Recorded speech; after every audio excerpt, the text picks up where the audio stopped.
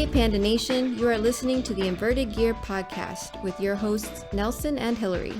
Join us every week as we take you behind the scenes into our brand, discuss upcoming projects, and conversate beyond the mat with the interesting people we've met along the way.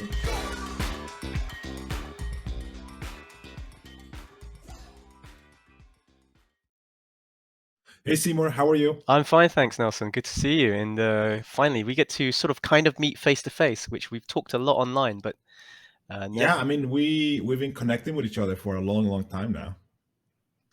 And for those unaware, you're probably better known as Da Mirkatsu Yeah, Katsu. online. Yeah, it's true. I'm like John Danaher. I only wear my own stuff. Oh, that's same here. You know what's funny? As a kid, my mom tells me now I always had an aversion for brands. Whenever she bought me a T-shirt, like like a nice T-shirt, she'd be like a giant Adidas logo. Child Nelson was like, no, Weird. Why is no that? logos.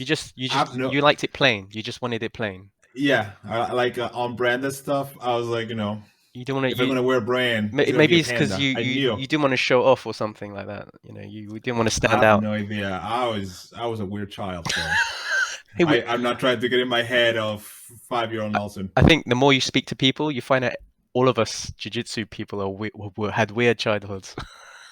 Yeah, and one of the things I I like about you is you had an online presence for years before your brand launch. Like, how long? When did you start blogging? Well, I started blogging in just before, probably 2002, and that's when blogs just became the thing, a bit like how TikTok is now. Kids, before social media, we had blogs. They were the thing, right? This old guys, we were blogging. And So I we were documented out. blogging. We had an attention span. Yeah, you could read articles that had more than 5 words and 15 seconds long. Yeah. So I wanted to document my martial art journey because I had been training Japanese jiu-jitsu, which is more of a traditional kind of jiu-jitsu, which actually there are still a lot of schools training and teaching that. It's more self-defense oriented. There is very little sparring. So I've been training that for must be 10 years prior to starting Brazilian jiu-jitsu. But by early 2000, I heard about Brazilian jiu-jitsu. A lot of my fellow students and guys I was training with go, hey, I popped down to this Gracie Garage, whatever, this place down the road. You should try it, Seymour. It's totally different. It's jiu-jitsu, but not as we know it. So I had been thinking about it. I thought, you know what, I'm going to try it and then I'm going to blog about it because, I don't know, just felt like the right thing to do. And back in 2002, 2003, in London, at least where I'm from, there just wasn't a jiu-jitsu scene. It was like a few bouncers, a few guys who liked fighting, some guys who had seen UFC, and then some nerdy guys like me who who just like martial arts and heard about it through friends of friends and just thought we'd try it. And man, that first day was crazy in those first experiences. So yeah, I started the blog in 2002, and from 2003 it got interesting because there was no BJJ online presence really, not much. So anybody like me blogging about it, people would pick up online. You would get picked up by the search engines, and I'd get loads of comments and people emailing me and messaging me, finding out, hey, how did you find your journey? How was that lesson? I'm training out of so and so, and this is my third month for training. So we kind of like there's a whole community of people around about the early 2000s who started at the same time. Most of us are now either given up or have progressed onto running their own schools and progressed to being black belts. So that's kind of fun. A lot of my Facebook friends are people of that same era, and that's really interesting. We're like the dads, the older brothers or the dads of the British jiu-jitsu scene. Yeah. Like I remember, like when I started training in 2007, the blogs I follow were like Matt Kirkley, Christian Hmm. Grogard, your blog, Val Worthington, and like over the years I've become friends with a lot of you I was guys, and about to it's say very you cool. work with Matt a lot, don't you? Matt Kirkley and his Yes. Isopian website and Christian as well. I mean, he's gone on to big things now. He's running ruling the world with his Globetrotters gang. So maybe it was a golden period for for people to start jiu-jitsu and then entrepreneur out into bigger things. I really think I read this quote online of entrepreneurship book and was about starting companies, and a lot of times the successful companies are just the ones that stick with it. if you can, like, if you stick with it long enough, you're eventually will find success. And I think a lot, like in jiu-jitsu, is Chris Hodder likes to say that it's not about the best guys that become black belts, just the guys that stick around long enough.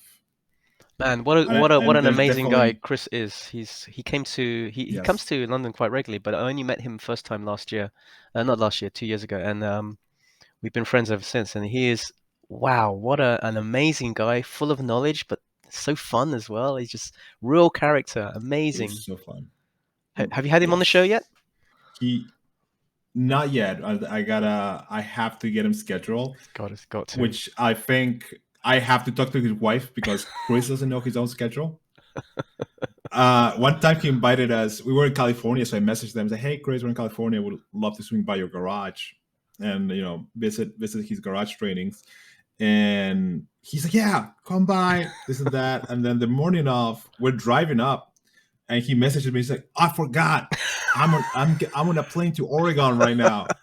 It's like I'm supposed to teach a seminar tonight. I was like, fine, like, whatever. I'll, like, it'll be nice. I'll see you. I'll catch you next time, kind of thing. But yeah, That same sounds like him. whenever he's like Globaltrotter camps. Whenever he's like Globaltrotter camps, Christian has a designated Chris Hodder scheduler, and like, make sure his plane lands, make sure somebody gets him at the airport, and gets him to the camp. It's hilarious. You've done some of those. But You've taught at Globetrotter camps as well, haven't you? yes, How is we've that? done 11 or 12. They're a lot of fun. We actually had Christian on the podcast yesterday, so this will release 3 weeks from now, and then Christian will release next week. So it's like both of you I've been wanting to have in the podcast for a while, and you just getting the schedules right, especially with you being in Europe and Christian being all over the place. Well, I'm all here now, and actually, But you picked me at yeah, at a really crazy time because about an hour ago I released my. I'm going to do an online plug. I released my rash guard, which I like to treat as an ooh, event. I don't know how you guys run inverted gear, but when there's a new release, it's really stressful, isn't it? I mean, you have to get everything right. Everything's tight. You do the pre teasers, you do the newsletter, you do the online adverts, you talk to your social media, you hype it up. And it's a really stressful thing because you get one thing wrong and it's already stressful enough releasing new products, and then you hope that it does well, you hope you make sales. And when I launched this 1 hour ago, the guys who run my store, I'll talk to you a bit more about that, but the guys who run my store, they went off to lunch and they just didn't tweak one thing on the website, which is to take the images off private. So I could see them because I'm logged into my website, right? So I'm like, guys, it's now released. It's 12 o'clock. You can buy my new rash guard. And I was flooded with comments and direct messages saying, Seymour, we can't see your product. Where is it? And I'm going, shit, I don't know. I'm calling my guys. They're not answering. So I had to go into the back office, which I have no idea how to use the back office e-commerce site.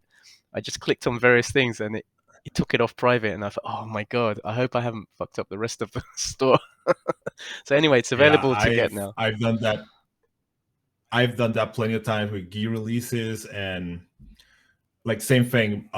It's not leaving it unlisted because you don't want it listed before you release it, because then sometimes people buy it out before you send the email out. Or same thing, images not being there, or the sizing chart is missing, or inventory issues where we're pre-selling it but it's marked to 0. So people are like, I want to buy it. Take my money. Take my money. I was like, I'm working on it. It's nonstop. And then you have people. One of the things I want to talk to you about was the blog. So you started blogging very early on, and then at some point, probably 2005, 2006, I remember you were doing a lot of gi reviews. Yes, I think that's how we first met, wasn't it? Yes, but they were like very in-depth gi reviews. So I learned a ton about gi manufacturing and what I should look for in a good gi from you. Right.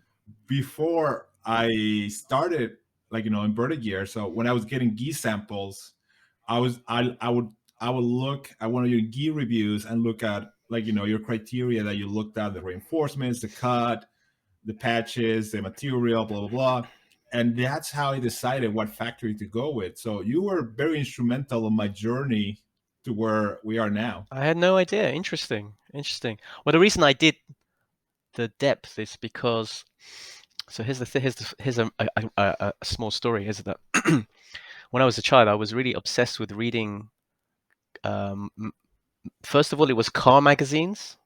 Bearing in mind I could not drive because I was a kid, but I loved cars. So I buy all the car magazines and read the reviews. And those guys really review cars, like, and talk about the clutch and accelerator and things, which I had no idea what they were, but I loved the detail, the way they would describe the sound of an engine, the way it moves.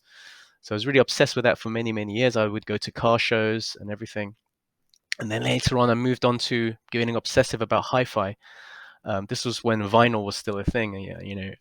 Before CDs were a thing, people would get really obsessive about the type of needle you could get to attach to your record arm, which had to be weighted and bound. Anyway, you know the kind of person I am. I'm very obsessive about these details. So I figure if I were to write like a consumer report, they would have to be detailed and they would have to be almost scientific. So you'd have to compare one to the other. Why was this gi better than the other? You can't just say it's a good gi. And around about the same time that I started writing these things, other people were getting gis to review, and they were just saying, "Hey, I got a great review. Try it. Here's the website, and it feels great." There was no detail. There was no personal sort of a feedback about how it fitted, the type of material, how much it shrank, the color fastness. It was just basically somebody saying, "I got a free gi, hooray!" And I'm really grateful. Whereas I didn't want to be like that. But then things started to change because as I started doing a lot of designs for people, there became that very weird conflict of interest where I was trying to review something from that company, but I was also working for them. So then I had to write a large disclaimer saying, I am a fightwear designer, and unfortunately, this is trying to be as unbiased a review as possible, but you have to take that in consideration when you're reading. Then in the end, it just got too much. I was just doing too many designs for people. I thought, no one's going to believe my reviews, so I just stopped doing the reviews and started doing the design work. But that's how I first became known, all the gi reviews. Yeah, and then I remember one of the favorite projects you had was the whole Honey Badger series, when the internet was crazy with Honey Badger videos, and you came out with the Honey Badger rash guards and the gi. Those were so fun. They were very fun, and it was just me blatantly ripping on a viral meme, probably one of the earliest internet viral memes with all the Honey Badger stuff. But that was the start. The Honey Badger stuff was the start of Meerkatsu, because I'd always drawn, I'd always created illustrations, ever since I was a kid, but never for BJJ fightwear until Tatami approached me and said, Seymour, do you want to do a rash guard for us, just because we're starting off this new sub company, and would you like to do this design? So I thought no one's going to buy it. They don't know who I am. I just drew the craziest thing I could think of, which was a honey badger, which happened to be going viral at the time, and then everyone picked up on it, and it was a really big success, which really surprised me. Yeah. And I haven't looked back since. Super cool. I remember those days. Hey, when did the inverted gear start? When did you start your brands? Because I'm trying to think. Meerkatsu might have started 2012. That's about to say. I think our two brands officially started around about the same time, because although I did a lot of freelance work for people like Tatami and things, I didn't start Meerkatsu as a company promoting its own brand stuff until around 2012, 2013. So I think both companies have started at the same time. Yeah. And it's amazing how much the company landscape has changed. How many more companies are out since those days? It was hard back then, even, wasn't it? Definitely. Yeah. Now, like starting now, is just there's such a crowded market now, and I think the pandemic kind of thinned things out. A lot of companies not around anymore, but 2019, I think it was like peak saturation. There were just so many projects and brands and rash guards and gis coming and going. I think what I noticed even before 2019 is that not just the number of companies, because you can set up a company, have a seemingly large presence, but actually you only sell 100 gis because you're just selling to your friends and your club. But because you're very proactive online, it just looks like you're big. What I noticed is that a lot of people who were creating brands and buying, they had a lot of stock left over. So you're seeing a lot of sales very soon after the release of a new product, quickly discounted just to try and get rid of them, because the turnover, you need turnover. People don't understand the business. If people are not into retail and people don't understand running a business, it's all about cash flow. And Yeah. you can't I buy the next mean, batch until you get money coming in. You can't pay the rent. physical inventory is just hard business to get into. It's a lot easier when you're doing, digital products that you can use, one click and there's another one just going out the door, or print on demand. But it's really hard to do that with martial arts stuff, gear. The other thing too is drop shipping. Everybody, like, people will email me, say, "Can I drop ship your stuff?" No, like, the drop shipping model just doesn't work for jiu-jitsu, and like, just the margins are not there. And I've seen for it. a lot of people, when they go ahead. No, I'm just saying I've seen people like yourself. I've had people approach me, and the numbers just don't work. It just doesn't work. Yeah. And I think drop shipping is just such a buzzword because there's like so much advertisement and so many people selling drop shipping courses. So I almost feel like the money in drop shipping is teaching people about drop shipping, not in drop shipping itself. That's the same with a lot of online marketing campaigns where you can become a millionaire like me by following this course, and it's only $2,000. Well, now I know why you got a millionaire. You were selling these $2,000 courses, not by the actual original thing that you were trying to promote, which is marketing. So Yeah. have you noticed how many actual millionaires don't offer how to be a millionaire courses? No, because they're too busy being a millionaire at the thing they're good at, not selling courses on how to be a millionaire. So now that the brand was established 2012, and then you opened a gym also. What year did you open the gym? Oh, you got me there. It wasn't that long ago. I think it was about 6 years ago. 6 years ago, when I got my black belt, I I decided now's a good time to open up a small training group to my neighborhood where I was living, because I lived about maybe 6 or 7 miles away from my coach's gym. So I thought there was a good enough space with which to have my own little patch. As you know, London is a very dense area, so you could be 20 minutes drive away and you're completely in a different part of London with a completely different population who would never bother going to somebody else's gym. Anyway, I thought but my patch would be a nice area to market and sell the idea of trying jiu-jitsu. So I just rented a little leisure center hall, and then COVID happened. So I've been running about 3 years. I managed to promote a few people to blue belt, and then COVID happened. So we closed our doors. And then during COVID, my black belt friend who I train with and also came to my club said, "Listen, when we reopen, let's go full time. Let's go 7 days a week. Let's make it a full time gym." And I said, "Well, I don't have the money or the time to invest in that." But he said, "Yeah, I do. But this is the idea." So he pitched me the idea to make it into a Roger Gracie affiliate with all the branding, and he would invest his own money on all the new mats and just hire a full-time facility. And so that's what he did. And true to form, he's done that. So we've been open since July. And it's been very, very successful. We've had a lot of new members. We've started competing already. A couple of people getting some good medal placings, and there is a real good vibe. And the kids' class is crazy now, so they're doing very well. And I still teach there, but I have a less hands-on role now, so I don't own the club anymore. Very cool. And you just started your own And place, then you didn't got you? your black belt from Hodger as well. I got Uh, I'll just tell about Go ahead. myself, and then you can, because I'm as you know, I don't do interviews. I ask questions. This is my style.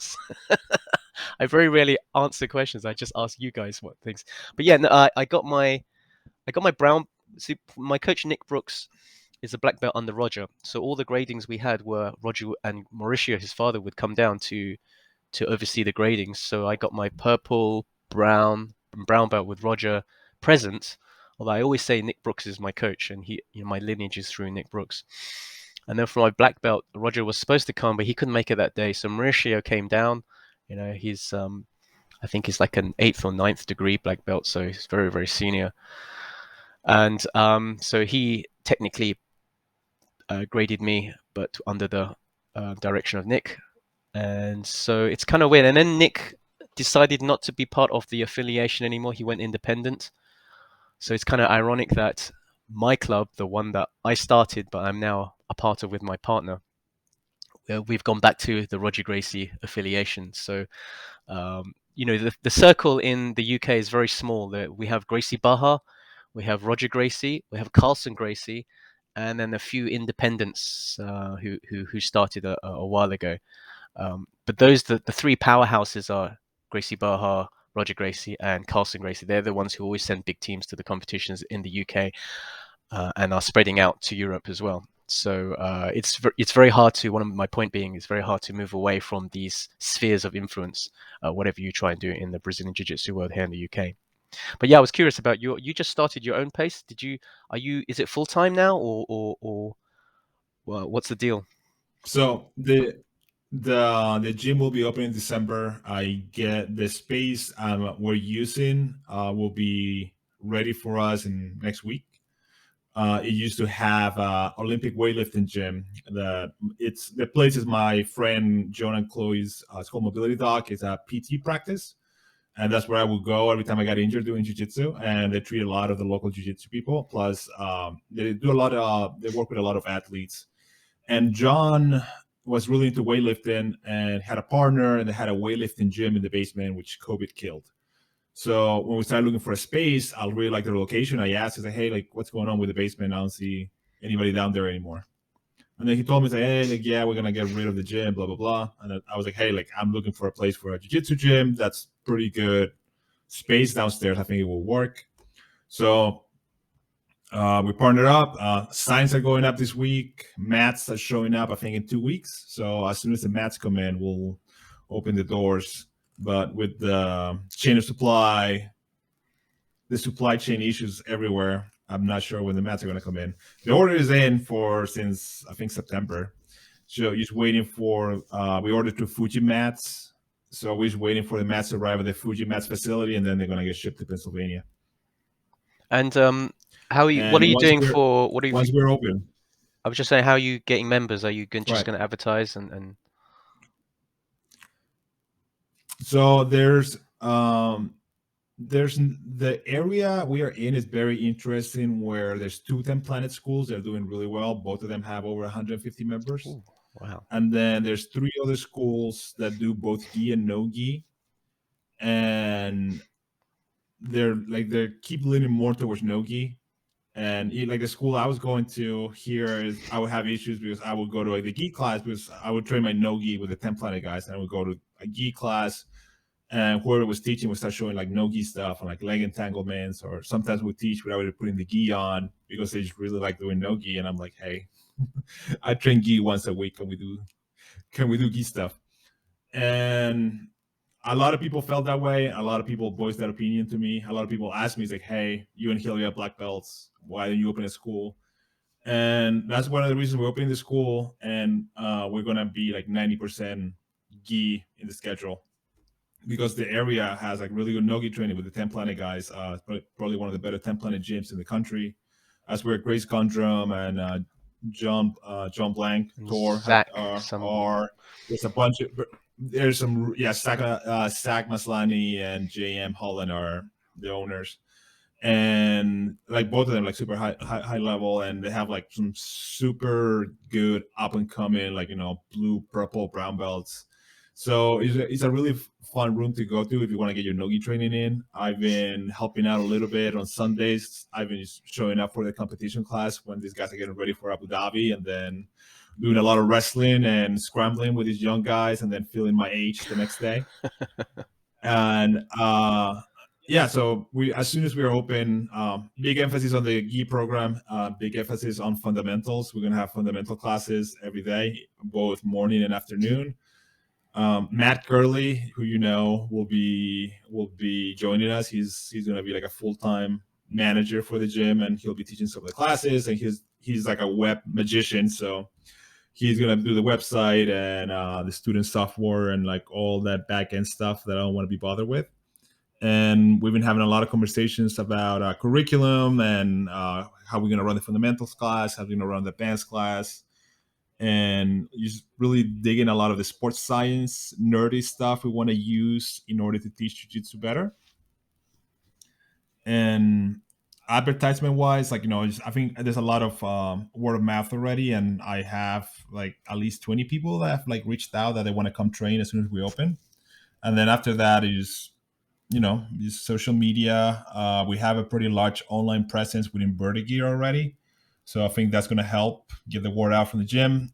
We plan on making a ton of content for YouTube and Instagram. So I think same thing we've been doing with Vertigear, just creating content, and don't overly rely on just ads and chasing people with ads, but it's creating content.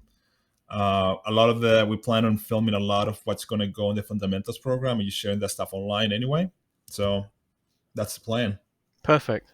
Sounds good. I mean, really, what you're looking at is organic growth, and that's word of mouth is honestly the best way that I found with my gym, is that you get dads recommending. I mean, they take their kids along, and then the dads will want to join in, so they would join the adults program, and the dads will tell their brother or their in-law, and that they would come in, and then their friends would say at work, why have you got that bruise? Oh, I've just started this thing called jiu-jitsu. We want to try it. And they would bring their mates in from work, and that's how it grows. I think probably 80 or 90% of our membership are just organic growth. Very cool. And then, do you run a fundamentals program, or how do you handle new people when they come into the school? We have fundamentals classes 3 times a week. I teach one of them, and actually I'm teaching one tonight. So it's every Thursday I teach, every Sunday I teach. And then, so we do 1 hour fundamentals, and then 1 hour we just call mixed ability. So the guys who turn up who are new, we don't want to turn them away. I mean, if it's a trial class, I want them to sample what the difference between an advanced class and a beginner's class. And people who sign up for a membership, they pay a lot of money, so we don't want to turn anyone away. So I know some schools have a system where you have to get a certain number of stripes at white belt before you're allowed to even spar or attend the higher classes. I think we felt that was a disincentive for people to pay. They're paying like, maybe $130, $150 a month membership.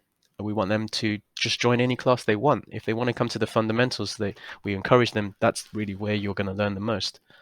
So we have those 3 times a week, an hour slot, and then we have what we call mixed ability. And every week we rotate the technique of the week.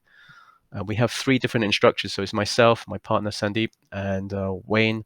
We also have Caroline coming in once a fortnight. She teaches the stand-up because she's a judo black belt, and she's like Olympic level. So it's a good variety of content, as it were, a good variety of instructors, not just me babbling away, them getting bored and that Seymour is a jerk, I don't want to learn from him. We also, once a month, I teach leg lock class, because I've started I'm really late to the leg lock game. So I started opening up away from my IBJJF only style. And I also train with my friends, which I've been documenting on my YouTube channel. Every week they have a garage dojo, and because during lockdown all the gyms were shut, so I just trained with my friends every week with them, and we just started doing leg locks because it was fun. So I really got into that. So I've started to bring that into the curriculum now. But we, like yourself, we really demarcate it. It's like, this is a no-gi class, this is a leg lock class, this is a fundamentals class, this is an advanced class. So people know the rules from the beginning. I don't want somebody coming into my gi class and just ripping on a heel hook, because you should know that that's not the right class for it. But if they come to all the classes or spread it out, then you have a good. It's about exposure, good awareness, and their jiu-jitsu development would be far better than when you and I first started, where some guy would just say, all right, this week we're doing spider guard, and then the next lesson will be completely unrelated technique. Yeah, I think the way jiu-jitsu has evolved, the way jiu-jitsu is taught has really changed. And I think BJJ Fanatics and all the other instructional websites have done a good job about systemizing, and it's very rare to have a DVD now that is 25 moves completely unrelated. It's usually one move and a bunch of entries into that move, and then troubleshooting once you get in there, and then finishing. So it has really changed, I think, the way people think about jiu-jitsu, and is creating systems out of everything, which was really not a at least my experience without that was not my experience coming up, like 2007, 2008, 2009. It was really up to you to put these moves together, because you'll be taught, like, close guard armbar, and then it's like, okay, now let's do mounted armbar, now let's do knee on belly armbar. It was like armbar theme. But when we did like connecting my armbar to a choke, or my armbar to a triangle, or my passing into arm bars, that was like up to me to connect those dots. Yeah, I think BJJ fanatics really changed the culture of how we learn jiu-jitsu. And if as an instructor yourself and an instructor myself, you'd be a fool not to take part in that. I mean, you could be stubborn and say, no, no, no, I'm only going to teach the stuff I learned when I learned from my coach, and I carry on this tradition. Fine, but you're not giving your students the very best, because if you're not uh, keeping up with the stuff, then you're not really giving your students the best experience. And they're gonna watch it anyway. They're gonna subscribe to Roger Online, or they're gonna buy the latest one from Fanatics. And it's really all you're doing is giving them an opportunity to fine tune, finesse, give some of your experience on the techniques that they're training. And that's the way I see it. I don't see myself as their mentor. I don't really coach, you know what I mean? I'm giving them an opportunity, I'm presenting them the techniques, and I see how they use the techniques, and I can improve them by giving suggestions. But there's still a lot of self-learning in jiu-jitsu. I think it's one of those martial arts which differs from other martial arts, is that no matter how good your coach is, you're never going to be a replica of your coach. You are going to be your own person in jiu-jitsu. So for a person like me, I'm a very creative person. That's what attracted to me. I can be quite creative with how uh, in my exploration of techniques and my expression of them, because the way I do an armbar will be different to the way you're doing, because I'm 5'5", I'm tiny, I weigh 130 pounds. How am I going to put a certain technique on the same way that somebody who's 300 pounds? It's slightly different. So yeah, it's changed the landscape a lot. I don't know any most of my black belt friends and coaches, they all watch instructionals, even if they don't like to publicly admit it. I don't have that luxury myself, because I write a blog, as we know, and I write my instructional reviews on the blog. So it would be foolish for me to pretend that I don't watch instructionals and learn new things from them. Of course I do. Everyone does. And I think you're lying if you don't, or if you genuinely don't watch instructionals, you're not giving your students the best experience. That's my opinion. Yeah, and the developments in jiu-jitsu just arrive so much faster now. I mean, perfect example is last week. I think everybody is talking about online is Mikey Muramichi and the Mikey lock. And argument aside, whether it's new or not, there's already a BJJ Fanatics DVD with, like, Mikey is presenting. It's like, here's the position, and here's like all this is how he set it up. This is how I leg pummel into position. These are like the 5 different finishes. And if you want to argue whether it's new or not, that's a separate argument. But he did systemize a position that was not systemized before.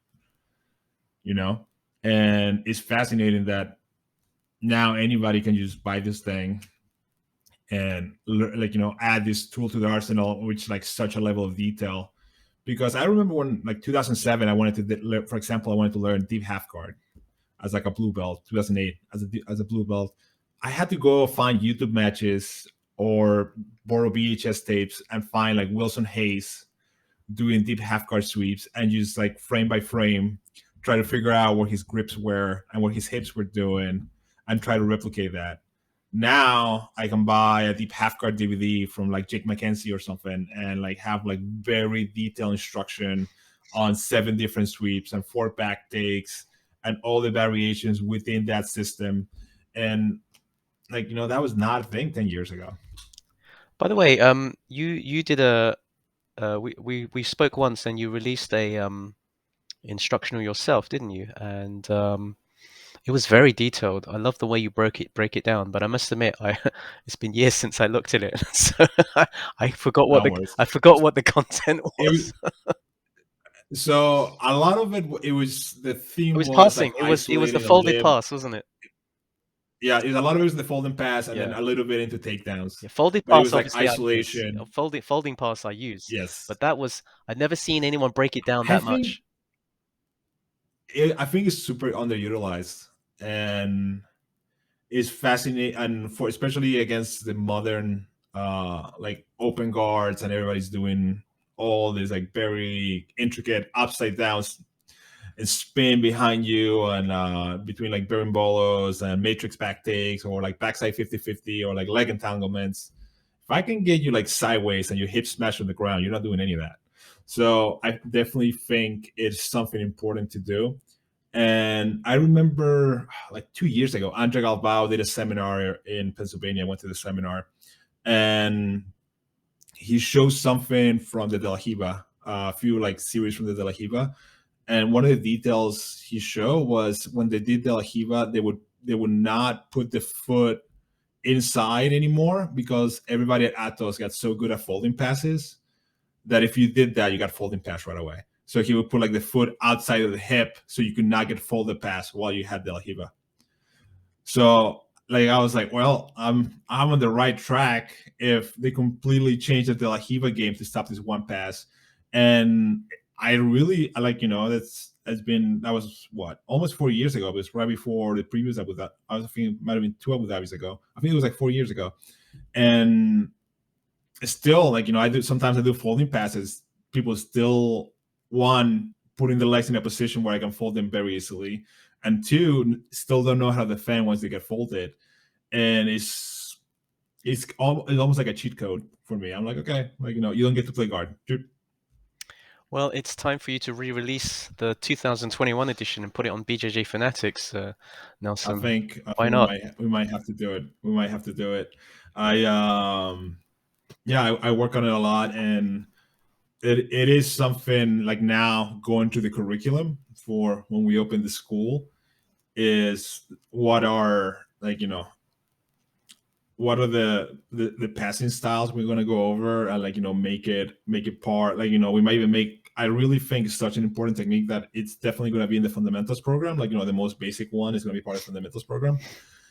And like, it's because usually it's like knee caught, Toriando, X pass, and then usually that's this thousand or double unders, or but you bring in folding passes early on. I think is going to be important. You're seeing a lot more, I think, body lock passing, which I think is very similar to the stuff I do, except as in the gi, there's no need to body lock, since you can just get a lapel grip and you have like very similar anchor point, then you lock it around the body. And yeah, so definitely have a lot of content on that, because I keep working on it all the time. You've inspired me. I'm going to add folding pass to my fundamentals curriculum now. So they come to my Thursday such class. a good position. There we go. And the other thing too is that we've been talking about is, do you guys do belt tests at the academy? No, definitely not. I've never done a belt test ever. So when I came up in Alliance, and before that I was briefly in a Gracie Humeda school, and both of them had belt testing. And it was funny seeing, I lived in New Jersey, so there was like a lot of guys that worked in New York, either like as lawyers or Wall Street brokers, like, very high powered jobs in New York, and important people in the mid 30s, like career people, just being complete train wrecks and nervous because they had to like, show a 20-year-old how to hip bump sweep. And I'm like, especially if you don't compete, it's such a fun, like easy, high pressure situation to put onto a jiu-jitsu athlete. It's like, okay, like, show me this. And the other way we've been looking at it is, I really think I'll put a lot of thought into game development and how to teach somebody how to develop their game and map, like, their journey a little bit. So I really think the belt test and letting people know is like, hey, you're a white belt. This is part, like, this is a fundamentals curriculum. This is what you'll be tested on. And just like, you need to know these very basic techniques, right? So that's your blue belt. Then blue to purple now start like telling people Now you need to learn outside of the fundamental techniques, and you should learn a few different guards, explore a few different guards. You should learn some butterfly. You should learn some close guard. You should learn some half guards. You learn a de la Hiva or a spider guard, like more long distance, and passing same different styles like double under, folding, knee cut. So for the purple belt test, just having like more breadth. And then when we do a brown belt test, now I want you to like really narrow down and go a bit more in depth into your butterfly, more like pick a guard or two, and now really go more in depth and like, how do I create dilemmas from here? How do I go as two-step sweep? How do I sweep into submission? And really help people map their journey a little bit, because I ended up figuring this out by myself, but I think I would have progressed a lot faster if this approach was presented to me early on, and it had something to, because I really love nerding out on that stuff. I remember like I would write stuff out when I started on. In close guard, these are the moves I like to do. Or if I end up in this position, like bottom side control, what are the escapes I like to do? And I, at the end of the time, like at the end of the day, practice and being in the situation it's the most important thing. But having a mental like little checklist, I think, helps a lot on the development. Yeah, that's an interesting approach. It's very similar to how Roy Dean approaches his academy when he was running one. And I think he still promotes the idea of a syllabus, a curriculum, and belt tests. And it's very impressive the way he does it. I don't know if you've seen any of his belt test videos, but they are very impressive. They're very clean the way and I attended a number of his seminars as well. And he's a very knowledgeable guy. He's a very interesting guy.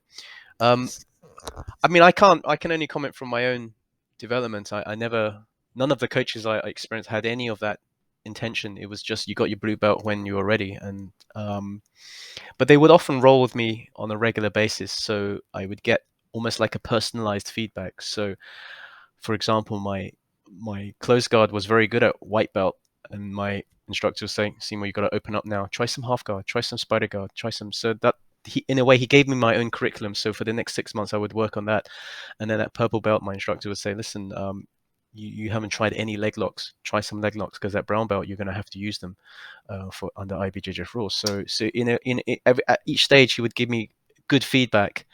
So I guess it's related, and if a coach can do that for each of their students, then I think that's just as good as having a belt testing. But if a coach doesn't do that, if he rolls, doesn't give feedback, and doesn't give any long-term advice for the students, then I think it's going to be tougher for the students to know what to do when they're progressing. And you must have guys who are like really awesome at wrestling and judo, but then the trick is to move them away from their comfort zone and try the other aspects, because if the good judo guy meets another good judo guy, what gives? You don't have anything else to play with. So your job, I guess, as the instructor, is to give them some new tools to play with, but use the judo power, use the wrestling power, and combine it so they have their own expression of the art. So my experience was actually the opposite, because I wrestled in high school. Then when I started training, I was training at a judo school that had jiu-jitsu classes in the morning. And my first 3 years of jiu-jitsu, I was splitting time equally between judo and jiu-jitsu. So a lot of the coaching I got early on was like, hey, you have good takedowns, just take the guy down. Like, don't pull guard. Make sure you get the takedown. Like, get those 2 points. Okay. At the end of my blue belt, I realized every match I lost was because I couldn't take the guy down. The guy was either had better judo, or was like a Division I wrestler, and I could not take him down in a no-gi match. So purple belt, I was purple belt for about 3 years. I pull guard in every match. Every single match I used pull guard, because I needed to develop my guard. I had a decent close guard. I had like a few sweeps that I could do from half guard, and I had like one Del Hiva sweep. And they were like, that was it. That was my entire guard. And there was like no connection in between any of those sweeps. So I had to develop that, but I just needed to spend time sitting on my butt and getting my ass kicked and pass for a while before my guard became, somewhat decent. Yeah, no, that makes sense. But I mean, at the end of the day, you kind of coached yourself in that respect. Yes. So the other thing too is I have now we had I had a lot of training partners where were like very high level Division 1 athletes, and that was it. One of the advice since I went through that experience was early on being like, hey, like, I know you can take these guys down. I know that, like, that, but can you win this match sitting on your butt? And that, like, challenged him that way. Got a lot of these guys I came up with to like develop their guard. On I had he's a black belt now, but he came up with me, and he was like a very high level wrestler. He went to the world team trials for Greco, and same thing. He competed all through. He won IBJF Opens. I think he placed at Worlds at blue belt, and every match he's sat on his butt and had like terrific armbar from close guard. And it's just like you said, it's just developing and filling in those holes, because at the end of the day, that's where we're going to improve. And that's why I think competition is important too. Is as you're coming up, there's no better way to find where the holes are in your game than going out to a tournament and realizing it's like, oh, Definitely. I have no idea how to defend deep half guard. Definitely. Yeah. No, absolutely right. Cool, man. What else you got? What other questions did you want to cover today? Let's see. So we cover the glorious honey badger, and then you have the release today was it's part of the Heavenly series. I'm going to show you something. So this is a ballpoint pen drawing, just with a pen, and I just wanted to, because it's kind of a thing, drawing in blue ballpoint pen. I don't know if you follow artists online, but it's like a huge subculture. You have to draw in blue ballpoint, but not black or red. It has to be blue because there's something about the color. And I thought, well, I'm going to try this because it was lockdown. I wasn't training. I just drew it. And then it came out really well. And so I made the rash guard. I scanned it and I made it into the rash guard and released it today. And it's really different because normally I draw digitally. So everything is on, you can't quite see it, but I have a digital tablet here, which is Wacom, or I have I have a Wacom. I also have a tablet here, and everything is drawn digitally. It didn't used to be that. When going back to the early days, I drew everything on pencil, but in the end I had to scan it in, because you have to scan everything digitally anyway to give to clients like you guys. And but it's just quicker to draw digitally. But so recently I've gone back to my roots and just trying to draw in pencil, pen, ink, paint, and see if I can convert those into digital format and create them into rash guards, gis, shorts, spats. And I think that for me, that's the trend, because I think I've gone as far as I can in terms of digital creation, and I don't see enough. People obviously buy my work because of the art, so maybe the platform and the tool is not relevant. It's what you're trying to express, the idea you're trying to express. And for me, I've done what I can digitally. There's a limit to how good I can draw. So going back to paint, pencil, pen, I think gives it a little fresh, different experience to people who want to buy it. I seem to be getting good response at the moment. Can we talk about the stuff I did for you? Cool. So you went analog. Yeah, analog. Can we talk about the stuff I did for you? Sure, let's talk about it. Is it out yet? Yes, it's being printed right now, so hopefully we have it in a week or two. By the time this comes out, yeah, so you guys will see it. So just for the readers, Nelson and Hillary approached me, and they wanted, I don't know, yeah, I can say it. It's like you wanted a lucky cat, but it had to be a panda instead of a cat. So I thought, yeah, easy. I could do one in about 10 seconds. I just draw it. But it was actually more challenging. It was way more challenging than I realized. There's something about the shape. If you try and draw a panda like a cat, it looks like a cat. So if you try and draw a lucky cat like a panda, it looks like a panda, but it doesn't look like a lucky cat.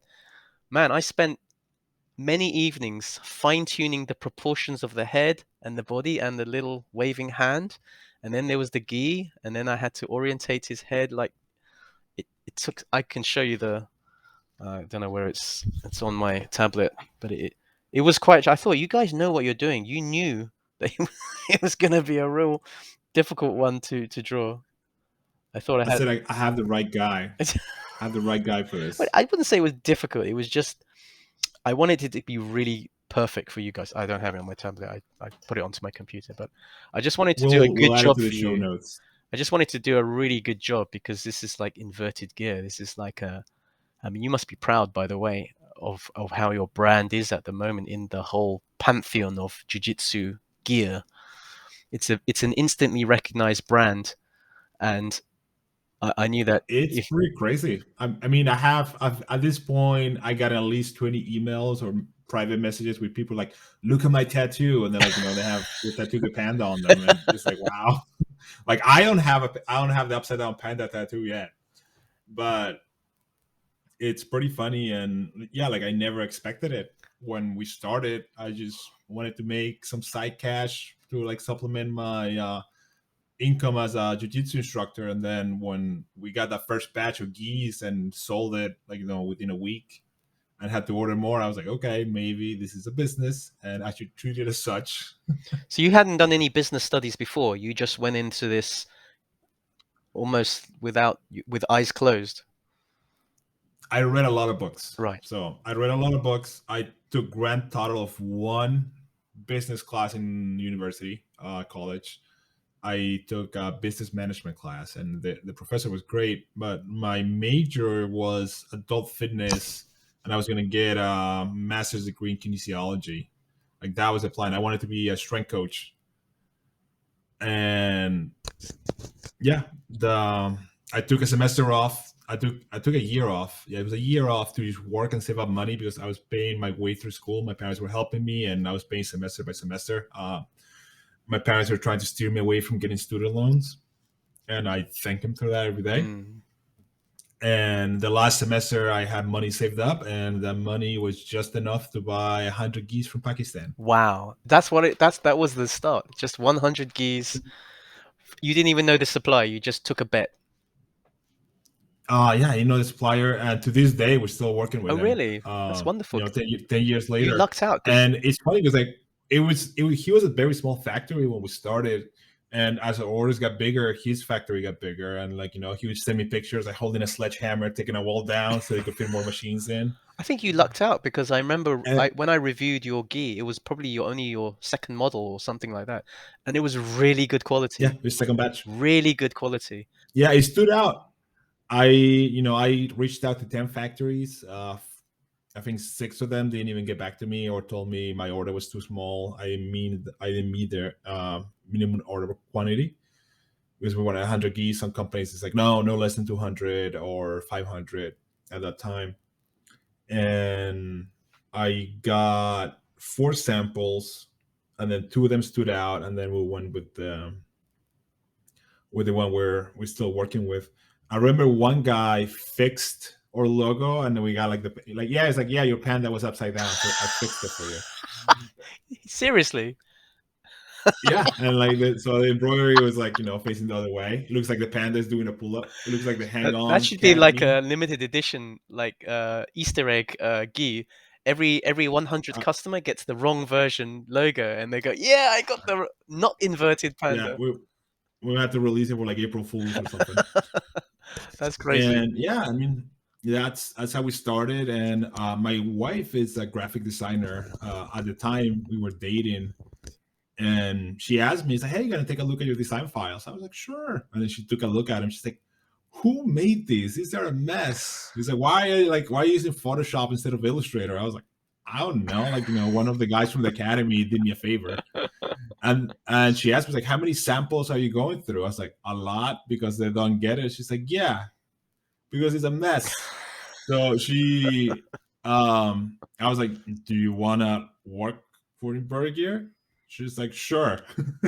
So yeah, she redrew everything and started I think 3rd batch. She took over and started drawing and designing everything we've made since then. And yeah, that's a big part of success is marrying. I could tell. I was working with professionals when Hillary sent me the style sheet. If you ever work with Inverted Gear, if you work with any brand, guys, and you ask for a logo, you'll know whether you work with someone who, one, knows what they're doing, or B, doesn't know what they're doing. When the person doesn't know what they're doing, they give you a small web graphic. Go, here's our logo. When you work with someone who knows what they're doing, which is Nelson's wife Hillary, they send you a PDF style sheet. It's a brochure, and you get every version of the logo, and it must be this color, and the line must be here, and that's a professional. I remember I had a job with Adidas. It didn't come through. Don't get excited. But they approached me to design one of their jiu-jitsu gis. And I said, okay, what, because I knew, working for these guys, they're very, very particular about how you use their logo. I said, okay, before we employ you, Seymour, you have to read our style sheet and our guidelines. And I kid you not, they sent me, I think it was a 25-page document, PDF document, showing every use of the Adidas logo, what you can and can't do with it. And it was so restrictive that in the end of the day, the rash guard would have been like a small patch with a design with their logo on, and that was it. In the end, they didn't hire me, but I probably wouldn't have really done much with it because I could never have done this. Yeah. Nothing demonic, nothing showing anything religious, nothing showing anything hurting anyone. There were so many restrictions. It would not be a Meerkatsu Adidas collaboration. It would just be an Adidas thing with a tiny doodle. So maybe I dodged a bullet on that one, and it would have taken me ages. They would, they're the kind of guys who are so fussy that if you put a dot in the wrong place, they would say, "Do it again, do it again." And at the time, I wasn't charging by the hour; I was just charging a fixed fee. So, but I've had, I think one of the interesting things about the business we're in was we meet a whole variety of people, more than the normal jiu-jitsu person would, because gear owners are, a lot of them are mavericks, shall we say, are real colorful personalities. And I think you need that to sustain that kind of business because we are very much a personality-driven business. There are companies that are quite anonymous, but if you think about all the big jiu-jitsu brands out there, like Shoiro, Tatami, yourself, Meikatsu, Scramble, you know who the owner is because the owner or the people who are representing their brand are very colorful characters, and they're very make themselves very visible online. Certainly, I suppose I'm a good example of that. But everyone knows Bear from Shoiro. I mean, he's always very outspoken in his views about certain things, promoting the arts. And Shoiro is obviously one of the biggest brands in jiu-jitsu. And I think that's different from a lot of other industries, certainly in sportswear. Yeah, for sure. I mean, like Adidas is like half. How many people do you know? How many? The other thing too is like when a brand gets so big, it becomes faceless. So we are in the jiu-jitsu industry. Brands are small enough that, like you mentioned, like a lot of the major brands, the owners, how that, like you have a very good idea about how they started, when they started, where they're located, and what they're about. So it's very cool industry to be in, and fortunate that we were able to carve ourselves a little niche of audience, and we have like you said, we do fan projects here and there, but our style and the look we go for on or most of our products is pretty simple. It's nothing too crazy, or geese don't look like a NASCAR car. And same with the rash guards. Like we keep it pretty plain for the rank stuff, and we'll do fan projects like what we have coming out with you. But for the most part, it's pretty plain, and like people appreciate that, and we get emails about it all the time. That they appreciate that we have an option that is like high quality gi, and it's not flashy. And the other thing too is when we came out, most people that have started jiu-jitsu now or gotten into MMA recently, they did not live through the tap out affliction era, where everyone had dragon skulls and wings and skulls on fire and silver lettering everywhere.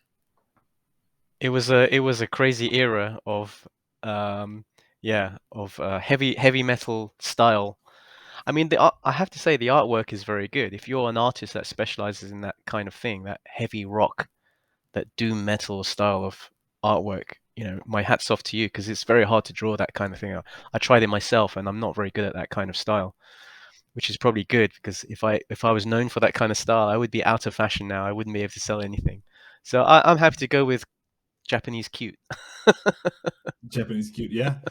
You became like, I want to say Japanese inspired, but a lot of your early work, like all the onis and stuff, was very Asian inspired, and then you had some Eastern Asian, like the Hanuman drawing with the club was one of my favorite ones. What was a lot of your early inspiration from? Just Asian legends you like reading about? Yeah, Lore? definitely. Well, the full story of my brand is that I actually work very closely with Scramble. They are the guys who run my brand. So all the gis, all the rash guards, all the t-shirts, they are the production behind it. And I guess they're my partners in that respect. So Scramble themselves have a very Asian influenced theme to all their stuff, mainly because Matt, who is one of the co-owners, he spent a time living in Japan. He married a Japanese wife. He speaks some Japanese, so I speak to him a lot. And in the early days, before Miakatsu started, before Scramble started, we would talk a lot about how about martial arts and jiu-jitsu. And because I studied Japanese jiu-jitsu prior to BJJ, and before that karate, I was always influenced by Japanese martial arts. So I guess a lot of that has influenced the direction it's taken. But mostly they're just fun to draw. If you look at tattoos, a lot of Yakuza style tattoos, the sleeves and the chest pieces, people throughout the world, they're very popular in drawing the Japanese Irizumi style. And I think that it's timeless. It won't go away. So it's in terms of um, creating things, they're not too hard to draw for me, and also they won't date. They don't look old-fashioned. If I sold a rash guard in 10 years' time that had the same style as I do now, in theory, I think they would still date. But essentially, I'm drawing because the market enjoys it. People like wearing that kind of Yeah. Japanese influence. My own background is I'm Chinese. I was born in England. My parents are Chinese, so I do also have a lot of Chinese influence in my drawings and my culture, like Monkey King and koi dragons and the Chinese folklore. So the fun thing is I get to, before I start a project, I read a lot about the story and the theory about it, and not just Wikipedia. I try and read essays, and I have a huge library of mythological creature books and history books about Chinese and Japanese art. So I do try and inform and do some research, not even not just looking at Wikipedia pages, although that helps as a starter. Even for things like your Very cool. commission, even like Lucky Cats, I would look at what the theory was behind the mythology behind Lucky Cats and what did they mean, because I don't want to draw something that you and I might think is cute, but to someone from Japan is like a demonic image and would really offend their ancestors. Yeah. You don't know, because that's why I don't touch. Somebody asked me to draw something from Mexico, and I don't know anything about Mexico culture. So if I were to approach that, I would have to read a lot about it. And also, you mentioned the Hanuman. I started drawing the Hanuman. I got a whole ton of people writing, "Matt, you should not be drawing Hindu gods. It's an insult to us devotees of the religion." Several emails. It's a very controversial thing, so you have to be careful about cultural appropriation. So that's another Yeah. reason. So I figure if I keep it vaguely East Asian, no one's gonna accuse me of cultural appropriation. I mean, look at me. I look Chinese, so yeah, no one's gonna accuse me of cultural appropriation. Very cool. And yeah, like you said, a lot of your designs are timeless. Like the especially the Heavenly Submission series that you've made. I think they're so cool. I remember we bought you had one of the prints for sale not too long. Well, I guess it was a while ago now. We have one of the prints. It's Oh, hanging. nice. You can't see Thank it, you. but yeah, I'm so glad we got to do this and we finally got to talk a little bit, because you are one of my favorite artists. Hey, So thank it's you. very cool. And also you supported Tap Cancer out. I remember that was the first thing I bought from Tap Cancerao was that shirt you made for them all those years ago. I think they still sell it. I think John Yeah. sometimes messages me once a year. He goes, "Seymour, we're still selling your T-shirt," and it raised. I don't know how many raised now. He's lost count of how much money he's raised just from sales of the T-shirt, because they sell it at the events as well, don't they? They don't just sell it online. And when at the events, everyone turns up to compete, and then they just go to the merch store and just buy a whole ton of stuff. And so he raises so much money for cancer charities. It's amazing. It's probably one of the most impressive charity drives I've ever seen in our sport. Yeah, I stress the men out big time. We make the geese for Tap Cancer Oh, out, right. and he moved. So we used to be close enough where I could drive stuff to the warehouse, or at one point we were in the same warehouse, so it was no big deal for the geese to come in, and they were there ready to get delivered. So he's in South Carolina now. That's where the Tap Cancer out warehouse is. So we sent, I think it was like 2 pallets of geese. And they get there, and they were not there. They were not at the warehouse because they were at a tournament. So he calls the trucking company, say, hey, we'll be gone until Tuesday. Come back on Tuesday. And on Tuesday, nobody shows up. Wednesday, he calls them. They don't know where the pallets are. Oh, no. Thursday, a truck shows up, brings 2 pallets down. It's like a box of paper towels or something. It's not his geese. And then we're like, okay, we start I'm calling my broker that set up clear the shipment through customs and set up the shipment. And yeah, then they ended up the trucking company, with the mess that the supply chain is right now, ended up in the wrong trailer. They ended up in Texas somewhere, and then they had to come back to South Carolina. So poor John, I had him all stressed out with his key delivery. But yeah, like you said, they raised. It's amazing how far they've come from when you made that T-shirt. I think they had 2 tournaments, one in Boston and one in Connecticut. Now they have a whole tour all over the U.S. Wow. Well done, John. Well done. Yeah, well done, John. So if we'll link to Seymour's T-shirt on the show notes. Definitely. And we'll also link to the new release. I think I'm gonna have to get one because that blue ink looks pretty cool. All right, Seymour, where can people find you online? I am unfortunately everywhere, so you can't escape me. But probably the best place is Instagram.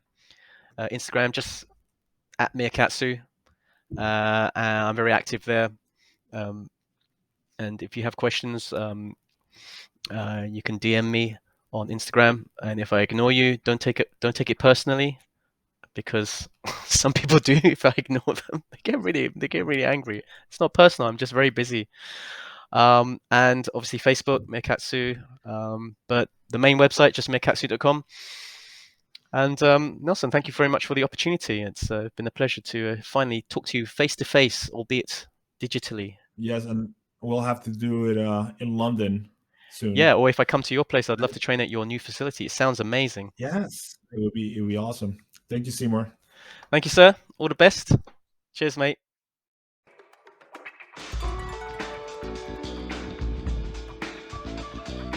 Thank you for listening, Panda Nation. We hope you enjoyed this episode of the Inverted Gear podcast. You can find us at invertedgear.com as well as your favorite podcast app. Don't forget to give us a like, and we'll see you soon.